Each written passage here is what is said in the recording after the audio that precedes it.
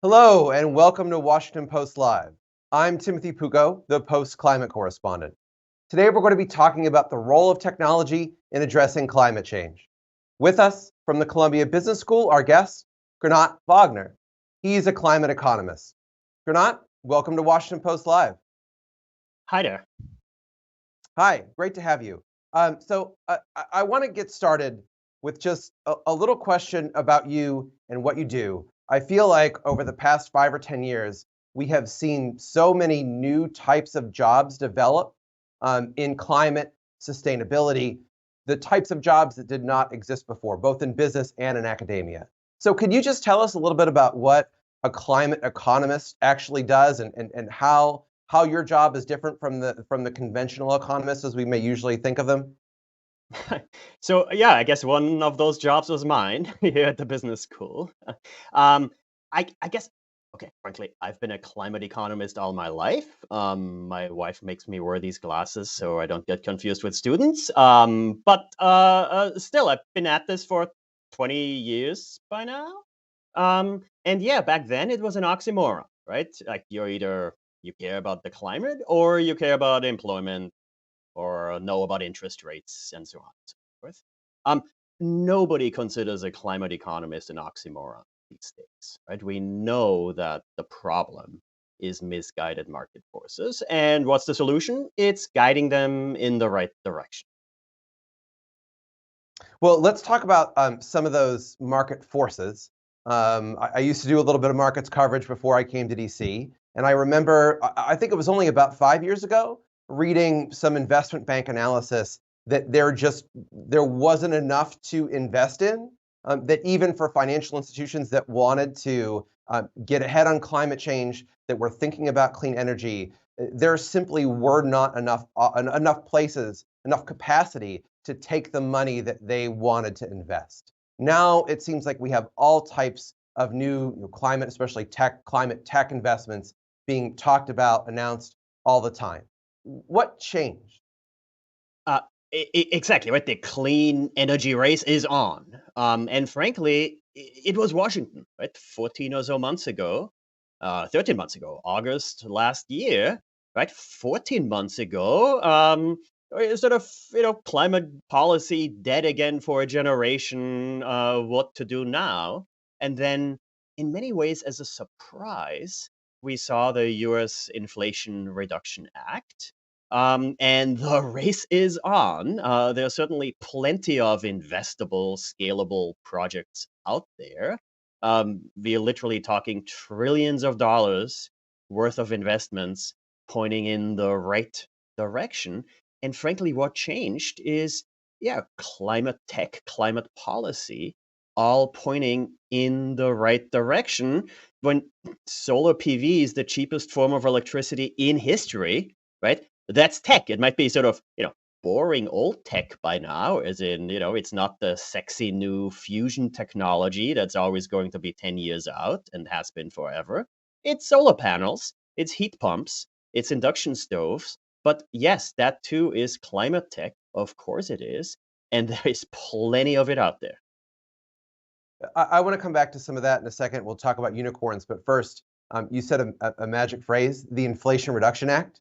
I know that Post readers, people in the Post community are very savvy, but I always like to make sure, because there's a lot of misunderstanding out there, that the Inflation Reduction Act, despite its name, is actually largely a climate bill. Whether you're taking calculations from Congress or from bank analysts, anywhere from 250 billion to 1 trillion is going to be provided directly or maybe unlocked in future tax credits from that bill that was passed a year ago. And I want to ask you, you mentioned the US government, you mentioned that giant bill, but there are other countries, I think all of Europe, doing similar plans. Could you give us a little guidance on that? Is the climate tech that we're talking about and the money flowing into it just in the US, or this happening all over the world? So it's happening all over the world, right? That's the global clean energy race. And frankly, it was jump started by the US, by this Inflation Reduction Act.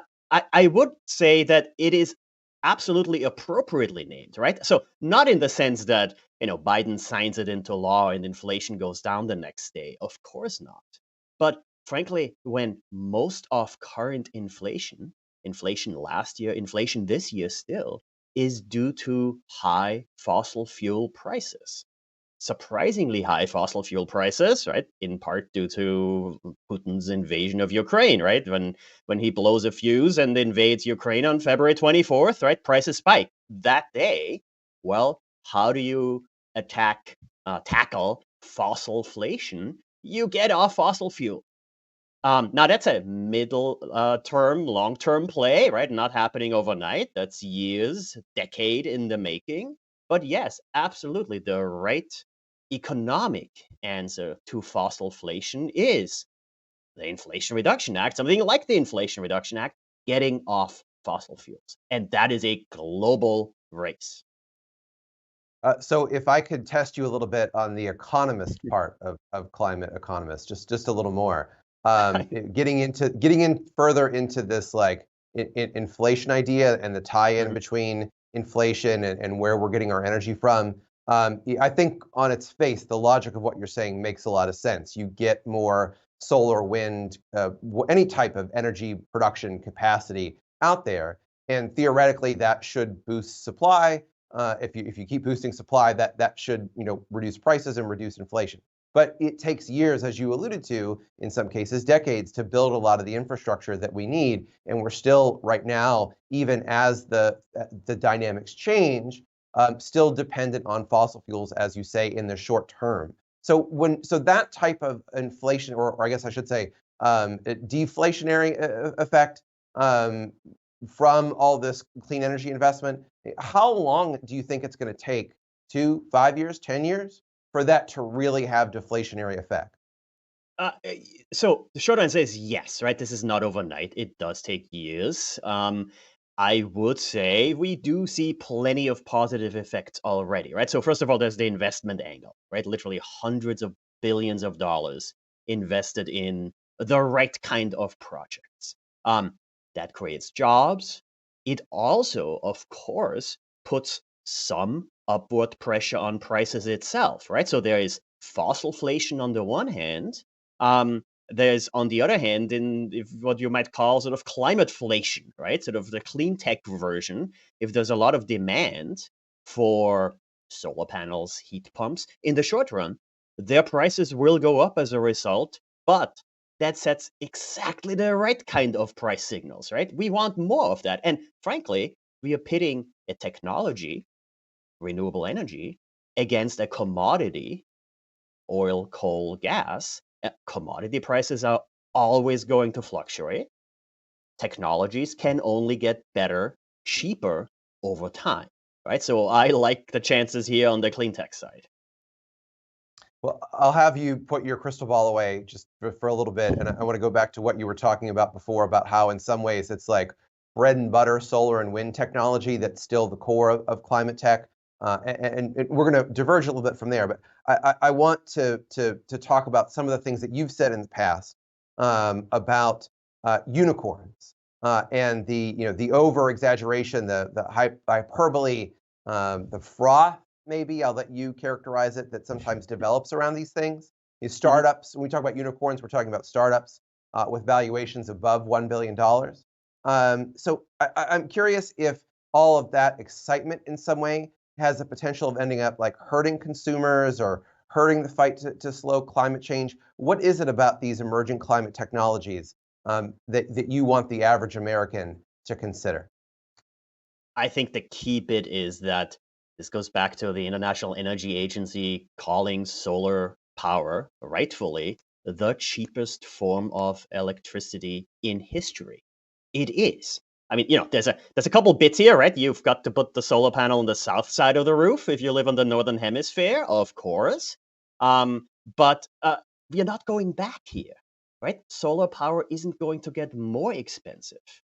So yes, it is the bread and butter here of climate tech, if you will. Or look at Gernot, induction Gernot, stoves. Right? Gernot, I'm sorry. Yeah, Can I jump in for a second here? But just sure. because I gotta challenge you a little bit on this, or at least play devil's advocate. I know you're saying that solar tech is not going to get more expensive, but we are dealing with a completely new interest rate environment right now that has tested all sorts of energy technologies. You really don't think there's a chance that especially as we're like, having trouble finding the land for solar, that combined with interest rates, other issues, could not lead to increases in solar tech prices again down the line? Okay, so happy to point you to my Washington Post op-ed that talks about the three main challenges to overcome here. Absolutely, right? This is not, just get out of the way and everything will run swimmingly. Of course, right? Okay, NIMBYism, right? You don't want anything built near, anyone for that matter, right? Sort of banana, I believe, is the acronym here, right? Is crazy, of course, right? And we've got to overcome some of those challenges. Yes, but the economics is absolutely pointing in the right direction. Let's go back to some of the market dynamics here and the point that we were discussing about unicorns and these startups. Correct me if I'm wrong, but I think a lot of that fervor was fed by interest in an investment vehicle often referred to as SPACs. It's an acronym for special purpose acquisition companies. There was just such an appetite for this type of business structure a few years ago in the market. And that fed a lot of money, the way it was being moved around, creation of new companies, merging of companies. Was that just a bubble that's popped? And what does that mean now for growth and adoption of new climate tech? Okay, look, right? So there will always be winners and losers, right? I can't tell you that every renewables company will be on the winning side. They won't.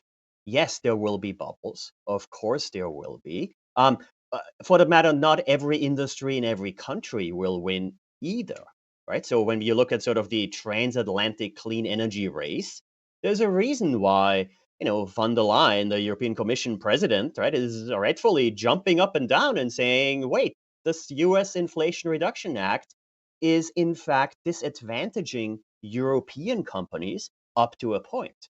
But this is actually a close colleague here of mine at Columbia Business School, Connor Walsh, who just wrote a paper, co-authored a paper called Clean Growth, where frankly, Europe's GDP in 2030 will be higher because of the US Inflation Reduction Act. And by the way, vice versa, right? In the sense, if Europe, as Europe, is investing in clean energy, in learning by doing, in climbing the learning curve, sliding down the cost curve, US companies, global GDP will go up as a result.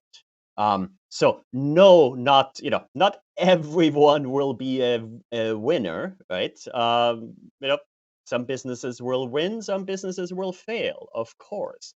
But overall, again, we are certainly racing in the right direction here. And frankly, the ultimate winner is clear, right? That's the planet. That's us actually doing something about climate change.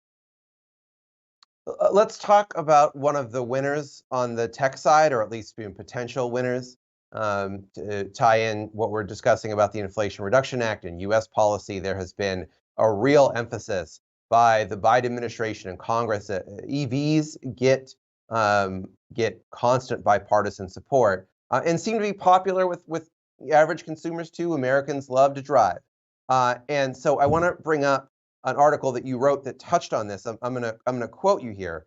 You say, quote, "It is right to cheer the rapidly growing electric vehicle market, but it is similarly important to consider the vast potential not only of transportation alternatives like e-bikes or old-fashioned bicycles, but also of better cities." In Washington, the political dynamics are not really, the vibes aren't going in that direction right now, quite frankly. And I'm just wondering if you think that our lawmakers have given up on bicycles and mass transit. Like, how grave is it that situation, that dynamic has emerged, and what could make that type of new technology, again, even old technology, old bikes, but also new bikes like electric bikes, more effective, maybe adopted more frequently, cities styled differently, as you say, to fight against climate change? So sure, right? So I mean, frankly, let me start out by pointing you to the American Enterprise Institute and their Walkable Neighborhoods program, right? So, uh, no, this is not, or frankly, it shouldn't be the left wants us to bike and live in small walkable places and turn us all into vegans and so on and so forth. Now, full disclosure, you are talking to a vegetarian non-driver. I've never had a driver's license, never needed one. Certainly don't need that one now, living in New York City. And by the way, more than half of adult New Yorkers agree, right? Don't have a driver's license. 80% of us in Manhattan don't drive. Okay, now, does that work everywhere? No, of course not, right? Massive lock-in effects of, building massive suburbs, exurbs, and so on and so forth. But, well, actually, the ex-head of Tesla AI tweeted about a year or so ago, I think actually it was April of last year, when he was still in the employ of Tesla. Basically, the guy chiefly responsible for the ultimate technofix, right? Turning EVs into AVs, autonomous vehicles. He tweeted essentially saying, I always forget how lovely European cities are, much more walkable, and so on and so forth. And of course, right, the appropriate response is to basically say, okay, well, welcome, right? Turns out there is a better way to organize ourselves than, the sprawling suburbs of Silicon Valley. Now, no, am I going to win elections in Silicon Valley or nationwide with this sort of statement? No, of course not, right? So yes, there is a balance to be struck between, frankly, picking up people where they are, right, and essentially saying, look, you're currently driving, you're dependent on a car. Here is the electric version, which, yes, is fundamentally a better technology. It drives 5 times as far on the same amount of energy as the internal combustion engine, or even the internal combustion engine using e-fuels, right? So great. Here is a technofix, and yes, let's cheer it. The Ford 150 Lightning is a fantastic vehicle, much, much better than the Ford 150, right? Most popular car in the US. Now, does that mean that every New Yorker should pick up driving suddenly because there's this thing called an electric vehicle? Of course not, right? You still live a longer, healthier life if you bike to work, and then if you drive to work, right? So that's not going to go away. And yes, of course, at the end of the day, it's a balance here, a balance between the technofix and the broader changes that, for example, New York City introducing congestion pricing next year. We don't know the level yet. We know it's coming. Well, that alone isn't going to fix climate either. But yes, that too is a step in the right direction. Gernot, I've got you on good old-fashioned urban planning, bicycles, and then bread and butter new tech, solar, wind, EVs. Sounds like a pretty comprehensive prescription for addressing climate change. Thank you so much for joining us here on Washington Post Live. Thanks, Tim. And for all the viewers out there, thank you for joining us too. Please stay with us for a minute. We will be continuing the conversation shortly in the next segment.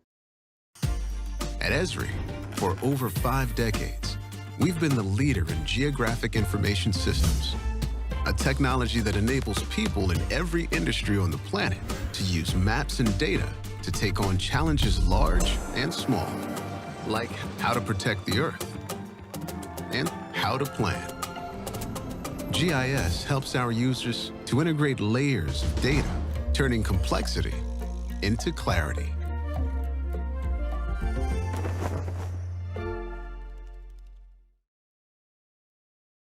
Hi, I'm Kathleen Koch. The world can't fight climate change without cutting-edge technology. Jack Dangermond, one of the pioneers in the field of geographic information system technology, is here with me today. Jack is president of Esri. It's a company he founded along with his wife in 1969 with a vision that geographic analysis and computer mapping could help us design a better future. Jack is a graduate of Harvard University Graduate School of Design and has received 14 honorary degrees for his contributions to geography, environmental science, planning, and GIS. Jack, thanks for joining me. My great pleasure, Kathleen. Jack, you've advocated for the need to build a map of the world that essentially maps everything. How will that help us tackle the climate crisis? Well, maps are a kind of language and have been used as a language to both understand and also predict things for actually thousands of years, like what's around the mountain, or what's going to happen when I go over there, or if I locate here, what's going to be the consequences. And now in the digital age, these maps are alive. They're linking to things like satellite images coming off of satellites, or real-time measurement, or the internet of things, and the maps are becoming digital in various ways. This is helping people both understand but also act in amazing ways. And with respect to climate, it's helping them understand, like, where should we not locate, like in a floodplain or in an area that's going to have storm surge, or where should we stop trains, for example, because a tornado is going to run into the train. So increasingly, as we wire up the world and make it available through the internet, like we did with COVID, the world can see. And as a response, and you saw this with COVID, the world changed. We changed in both our understanding gradually, and then we were able to respond better. So this is what I think is going to happen with mapping in the future. Well, it's already happening. Well, on that point, can you give us some examples of how GIS technology is already being used by businesses and governments to address critical climate issues? Well, I think I have about 650,000 organizations who actually are using our software in various ways. And they're not all profound, but many of them are. For example, UPS is routing their trucks. They saved last year over $400 million in doing it. Farmers are being able to understand what to plant, where, not only at a particular moment based on market conditions, but also they're looking years in the future and saying, I can't grow corn here anymore. I've got to move north, or that sort of thing. You know, utilities are responding by managing their assets, and well, just it goes on and on. Cities are amazing because they are bringing all their measurements together into a GIS, and that drives better decision making, more efficiency, and it also opens up a language to talk to citizens so they can say, well, I don't want to have zoning like that here. I want to have more biodiversity here, making cities come more alive. So, I mean, it goes on and on. I can't really hold back my enthusiasm about it, because it's literally changing the way people do things, taking a geographic approach. Jack, critics often take issue with climate data or the interpretation of it. Why are maps and data visualization technology particularly trustworthy in the sometimes contentious climate arena? Well, particularly now when we're linking measurement to these maps and to these models dynamically, people seem to have more transparency about where the measurements are coming from. It isn't like going to the right or going to the left based on statistical spins on maps, but it's more grounded in the basic science of geography. You know, geography is the science of our world. And both on the social side and economic side, as well as physical side, wow, geography is a kind of a platform for understanding. And as Richard Saul Wurman once said, understanding precedes action. This is quite an extraordinary thought, that we're driving world's action through increased investments in maps of all types for the entire planet. What are you most optimistic about when it comes to the fight against climate change? Well, there's a lot of depressing news, and people see it, but see the evidence that things are not looking good. But what I am excited about is the idea that people are beginning to wake up to it. From the president to international leaders that I've seen talk about it, they're starting not only to understand the gravity of climate change, but also collaborate, bringing their data together, understanding not only what's happening, but also designing strategies. And we don't have good strategic thinkers in this regard.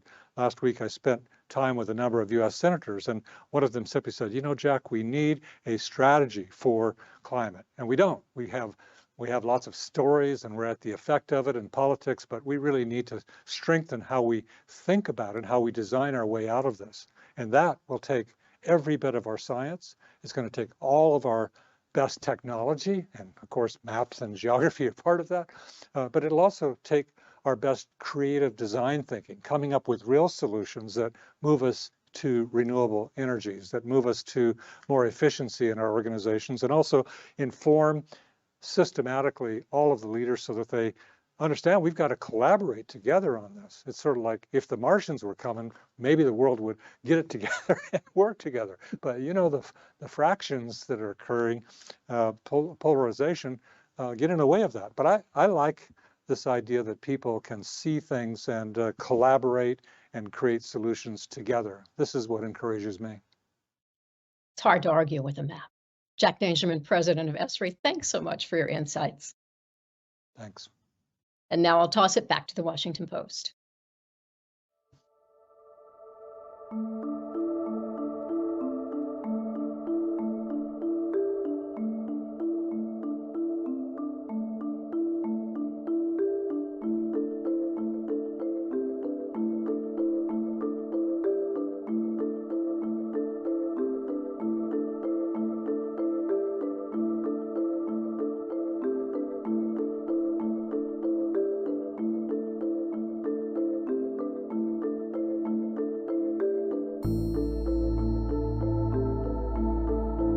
Digital is an interesting space because most of the innovation happens in the private sector and academia, perhaps in that sense.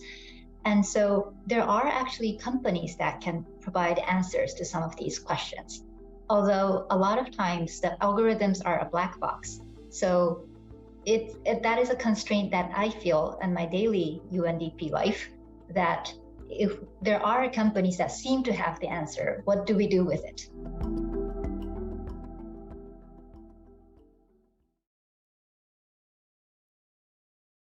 Welcome back. Thanks for joining us again on Washington Post Live. If you're just new to the conversation here, I'm Timothy Pucco, the Post climate correspondent. Our next guest will be Reina Otsuka. She's the head of digital innovation for nature, climate, and energy at the United Nations Development Program. Reina, thank you so much for joining us. Thank you, Tim, for having me. Let's get started with a little talk about the organization you're with, the UN. I'm actually here in the studio, freshly back from New York, where the General Assembly meetings are happening. We've got hundreds, maybe even thousands of diplomats there, just to talk about climate, among many other things. And I'll tell you, there's a lot of frustration in parts of that community right now about the difficulties, the challenges of getting enough financing, especially to the developing world. For them to deploy new technology, both to grow, to end energy poverty, to adapt. And so that's kind of the world that you're in, your program, the UNDP. The work there is to help more than 100 countries meet their climate commitments from the Paris Agreement. It's got to be an immense task. Can you just tell me, especially the landscape that I laid out on the financing side, how challenging is your work right now? Right. So maybe just to put things in context, UN Development Program is the development arm of the UN organizations. And basically, we work with the national governments and local communities to strengthen them or their capacity so that they can be more resilient and also pursue the longer term development goals. And the nature, climate, energy, chemicals, and waste, basically the triple planetary crisis area is one of our biggest areas of intervention. And we're talking about, let's say, 1 billion people don't have access to energy yet, and most of them are in sub-Saharan Africa. And then there's if we really want to roll out all of the nationally determined contributions, which is basically the national targets toward reducing the emission and also to adapt to climate change. There is a report from UNFCCC that says we need to access 5.8 to 5.9 billion US dollars to actually get there. So it is a big challenge, and access to climate finance is one of the biggest challenges as well. And again, if you think about digital, people don't have connectivity. 2.7 billion people are not yet connected to the internet. So when there's all of these digital technologies and many other technologies out there that could potentially help us get to this climate change mitigation and adaptation. But at the same time, a lot of the people who really are in need of these technologies don't even have access to the internet. So we're really trying to take this in a nuanced approach. It cannot be technology centered. It needs to be a whole of society approach, and trying to look at what is it in need in the policy, what is it in need in the government capacity, the private sector, and the people, the digital literacy and access to these technology. All of these need to be tackled as one. So taking this holistic approach while also trying to develop and mitigate and adapt to climate change at the same time, I think that's a real challenge that we're facing now. Yeah, can you describe your group's role a little bit more, especially when we talk about that holistic approach? You've got the technology part of it, right? Like how do you actually execute that type of broad-based strategy to do kind of almost everything at once, right? Yeah. Yes. So again, UNDP is we are supporting the national governments, and we're present in more than 170 countries and territories. And how we would work with the government partners. It could be the Minister of Environment if it is about the environmental issues. It could be Ministry of Forest and Natural Resources, depending on the country. And we would basically. We're not the funders. There are donors, like bilateral donors. We have other multilateral donors, such as the Green Climate Fund or the Global Environment Facility, who are there to channel some of these financing to these countries so that they can actually work toward implementing projects that can mitigate climate change or even other, nature degradation, biodiversity, all of these environmental issues through the national governments. And so in terms of technology, so my role within this practice area of environment is to try to mainstream these different digital technologies into these programming. And we try to take a whole of society approach, as I started to talk about. It is a framework we try to start from trying to take a step back and move away from just developing new applications or just introducing new technology. We try to see what are the fundamental blocks that we need to bring to the government so that it can actually unlock a bigger innovation in the country or unlock transparency in the country. And maybe just to give an example of transparency, so we are working with several governments now on their national transparency system, which is basically an information management system that helps the government or the country to collect and manage their data on greenhouse gas emissions, and as well as the actions that they're taking toward the nationally determined contributions, again, which is a target that the governments have toward the climate change. And by doing this, we are trying to start to unlock ways that different private sector companies can also take part in this climate change mitigation journey together with the government. Because again, climate change is not just a government issue, it is an issue with the private sector, with everybody, with the local communities. So the digital transformation of the government needs to address this fundamental infrastructure part so that the rest of the country can actually come and take part in these mitigation projects. I want to dig into the digital aspects a little more just with my next question. But before we get there, I have one broader based question first. Our last on the technology specifically. Our last guest here, Gernot Wagner, a climate economist at the Columbia Business School, was saying that in many cases, the best solutions for emissions reduction, especially, is old school type stuff like urban planning and even regular old bicycles, and bread and butter clean energy tech like wind, solar, batteries, electric vehicles. Is that how you're seeing it play out? Like, those technologies, are they primarily what is leading the development in the countries that you're working with, or are there other emerging and novel techs that are playing big roles as well? Well, I mean, it is a combination. Definitely, the solar and wind, those are the basic green technology that we start to build on. But the digital is a little bit different in a way. We actually, within the UNDP as well, we consider digital as one of the enablers alongside finance and innovation. And there's a reason around it, because what digital is supposed to do is to make things happen 10 times better, 10 times more efficient, 10 times more at scale. And so by combining these bread and butter technology, as you say, with these new digital technology, what could potentially happen is that we start to change the way the socio-economic world works, right? For example, one good example is from mini-grids. Solar mini-grids, solar panels has been around for ages, but the reason why solar mini-grids took off was because there were all of these ways of new IoT sensors that can collect data on the ground and also communicate, and all of these mobile phone payments, which started in Kenya and many other countries. And so by combining the actual solar PV technology with these pay-as-you-go or different types of collection of data, the mini-grid took off because there was a way of a new business model where people who don't have as much income and they can't pay the upfront cost of setting up solar panels on their sites were able to start to use these new technology in ways that were not possible before without these cheaper and more radical technology. And I think in the past, correct me if I'm wrong, but one of the major arguments that you've made is that the digital technology that you're talking about can do a lot for local communities and empowering locals. I was wondering if you could give some examples about that to illustrate how that works, especially in empowering communities, leading to grassroots momentum. Sure.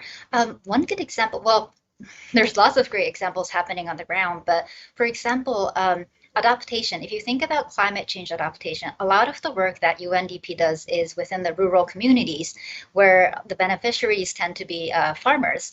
And because the way that they can make decisions can change when you have mobile technology. So before you would have to send a farmer extension service to actually help them to make decisions on what seed to plant or when to harvest. Whereas now with digital technology, they're more empowered to make their decisions on their own. And so that kind of, it's really about decentralizing this decision-making process. It's what it's happening on the ground. Another example is there's an interesting climate finance mechanism called the Payment for Ecosystem Service. And this is a results-based payment. Usually, a lot of these climate finance still stays at the national level, where it's really difficult to trickle down to local communities. But things like this Payment for Ecosystem Service allows, it's basically a contract between the farmer or a local community with the government to conserve the forests that are on their farmland, for example, or any kind of biodiversity ecosystem services that they might have. And by being a custodian of these nature, they get payments or cash payments to compensate for what they're doing. And again, digital technology is crucial to make this happen, because you can imagine that you need to have a payment system. Instead of having to distribute cash, you can pay it easily. Or to monitor such project, you can see that you need some Earth observation data. You need to have geospatial data to make sure that the farmland is actually, where the forest is intact. So you see that it's not just a technology, it's not a single technology, but by combining these different types of technology and open data, we can start to really unlock different ways of accessing finance and benefit sharing of these finance, as well as, of course, making decisions on their own on the ground. A lot of what you're talking about seems so web dependent, quite frankly. And I know when you opened here, you mentioned that a lot of the countries that you're working in, web access is very limited. Is that the biggest problem that you and others in your field face at widespread deployment and adoption of some of these digital options, or are there other major challenges too? That's one of the major challenges for sure. But again, it's also related to regulations. For example, security, privacy. A lot of these are also more soft problems that we also face.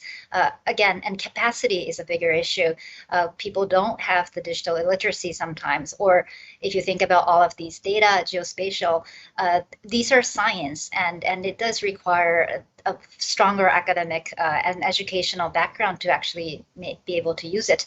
So it is a combination of different problems. Yes, connectivity, 2.7 billion people not yet connected is a huge issue, and that's why we have to work as a partnership together, not just within UN organizations, but also with private sector companies, as well as, of course, other types of development partners.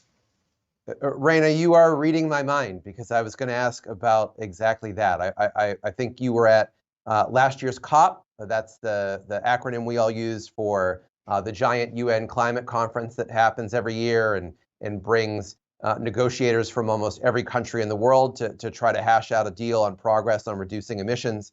At that time, I think at last year's COP, you described the moment as an explosion of interest in the private sector when it comes to climate tech investments, and I have to assume some of the digital options that you're talking about. Where does the business world fit in specifically on that, on climate data collection, on digital options? Are they actually coming through with the investments you need to make the progress you're looking to make? That's a good question, and it's really nuanced, I must say. So basically, and right now there's the New York. I'm here in New York now, and there's a General Assembly going on, as you know, and there's a Climate Week going on in parallel. There's a lot of private sector companies here and trying to make a difference in the world. So a lot of the things private sector companies can do, especially the global big tech companies, would be to act. Well, it will be to access technology much more easier. Also, it is about open data, having ways of opening up the, well, open data, open algorithm. These are definitely important because, again, a lot of the technology is advancing in these, companies in the north, whereas the companies that are starting up in the south, as you call, or the developing countries, are still at early stage of technology development. So I do think having this equality or equity in the technology is something that's very important that the private sector companies can start to look into. Okay, so we're going to be doing this again in just, I don't know, I was going to say a few months, but it might be closer than that. I can't keep track. This year's COP28 in Dubai coming up, mostly in December. You can imagine we're all preparing major coverage here. But we get really wrapped up in the negotiations and the politics around it. And I know, like you were saying, that the business side, the private sector side has really grown a lot. Can you tell us a little bit about how that plays out at these COP conferences? Are companies making deals to fund some of these things, or what role do they actually play when they're there?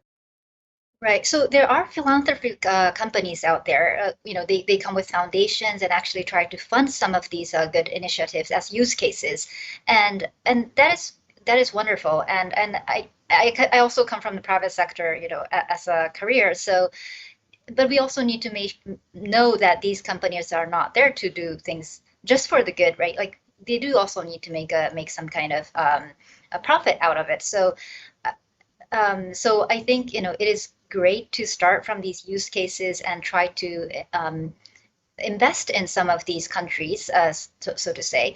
I guess, but there is also a tension that sometimes we end up getting into this vendor lock-in or technology lock-in. So I think there is some kind of tension there as well, that we want to be mindful not to be locking in some of these countries into certain technologies or vendors mistakenly. So that is happening. And at the same time, there's a lot of these venture companies who are starting up on innovative new ways of carbon credits or even biodiversity credits these days. And it is great that these companies are really trying to create a new market. And I think, again, the private sector companies have great roles in bringing in finance and direct finance to these countries, also starting new markets and new demand. So I think everybody's trying to figure out what that demand might look like or what that market might look like in the end. So I guess, a plea from my end would be not to just try to, in the end, sell the product to the countries, but think about it as a digital ecosystem. How can the company, especially the big tech companies, come into some of these countries and not just end up selling the products, but actually build up the capacity of the people, or build up a ecosystem of different entrepreneurs and innovators in the country. I think if we can start to think in that way, there's a lot of sense that can be made. We actually have a reader question that is kind of along those lines and how governments manage that. And we only have a couple minutes left, so if you could just be mindful, like if we could get you an answer in 30 seconds here on this one. Our reader, Brendan Conway from the United Kingdom, asks, how should governments, industry, and NGOs be working together to ensure that school-age students have the appropriate geospatial knowledge, understanding, and skills to contribute to the management of climate change? Good question. I think kids have to ask the right question. We're seeing there's a lot of these data scientists who want to solve the problem, and then the government asking different problem statements. I think the ability to learn these data science background and then asking the right question is really what's missing right now. And I'd love to teach the students how to ask the right question, how to ask it in a data science way, data-driven way. That's a new skill set that we really want to see in the next generation. Let me sneak in one last question, if you don't mind. I want to go back to where we started because it's a big one. Just yesterday in his General Assembly address, the UN Secretary General Antonio Guterres said, I'm going to look down here and read to you for a second. Every continent, every region, and every country is feeling the heat, but I'm not sure all leaders are feeling that heat. Actions are failing abysmally short. The fossil fuel age has failed. He was critical of the fact that the biggest emitters in the world, China and the US, are not at this big climate summit today. Just some very quick concluding thoughts about what kind of signal their absence might send to many of the countries you work with? That's a very difficult question. But again, we are all on the same boat in the end, and we do need to think about it in the development context. In the end, these countries, I don't think this should change the way that the countries are moving toward. The NDCs, all of the other countries have raised their ambition in the past few years, and we are seeing much more of these coming. So I do have hope that it will not impact in a negative way. Well, we'll be watching for answers on that in COP in the weeks to come. Reina, I just want to say you've been wonderful today. Thank you so much for joining us on Washington Post Live. Thank you for this opportunity. And want to thank our viewers as well. Thank you for sticking with us through all the conversation. We have plenty of interviews, not just today's, but a whole library of them. If you want to go check it out and see either past interviews or interviews that are coming up, please head to WashingtonPostLive.com. And once again, thank you so much for joining the conversation. I'm Timothy Pucco at the Washington Post.